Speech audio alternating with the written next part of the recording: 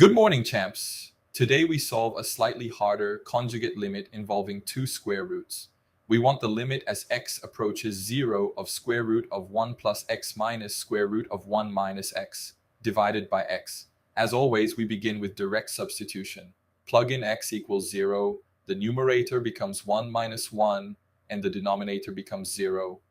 So again, we get 0 over 0. That means we need to simplify the expression. Now here is the key observation. We have two square roots connected by subtraction. Whenever that happens, the conjugate is usually the best move. The conjugate of square root of 1 plus x minus square root of 1 minus x is square root of 1 plus x plus square root of 1 minus x. So we multiply the entire fraction by that conjugate over itself. Now look at the numerator. We get a difference of squares.